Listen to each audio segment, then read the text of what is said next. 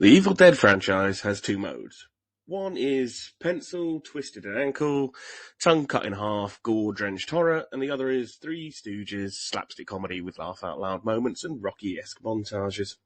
If you're not sure which we're in with this one, let's just say there's a delightful scene where someone dines on broken glass, and a rather smashing bit involving a cheese grater. Done best in the hugely underrated Farmhouse from 2009, but moving on. It's more Evil Dead 2013 than Army of Darkness. Both have their merits, although Evil Dead 2013 director Fede Alvarez was unavailable because he's currently trying to breathe life into the Alien franchise, which at this point is like giving mouth-to-mouth to a pile of disembodied limbs. We're smack bang in Horror Town for this one, and after a really solid opener, it actually does literally go to town, which isn't always the smart move it might seem. See Poltergeist, Children of the Corn, or first-year uni students who've never heard of Jaeger bombs before and want to seem cool during Freshers Week. Apartment horror is nothing new, but this does enough to stay fun. Although even if this wasn't an Evil Dead movie, even if it was Christmas Chronicles 3 or Enchanted, downsizing from the castle because wow is that our electricity bill, the apartment building is so grim you feel it would just naturally generate murder and depression.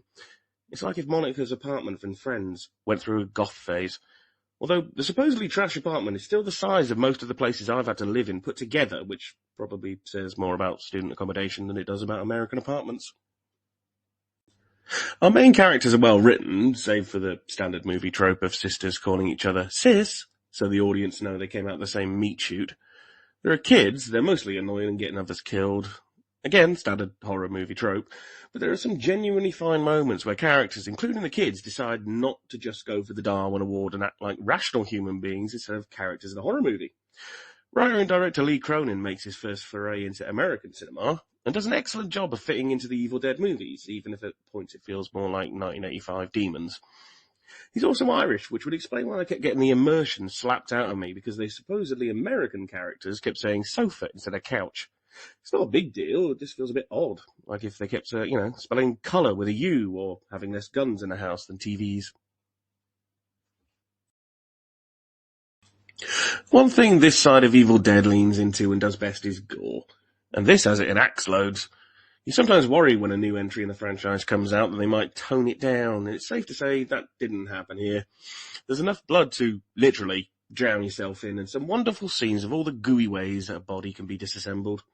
Mostly practical effects too, which is another thumbs up to go with the fact that it doesn't bog us down too much with unnecessary filler. While it is fun and a good entry in the franchise, the same problem hangs over this as it did with 2013's Evil Dead. And that is there's a Bruce Campbell-sized hole in it.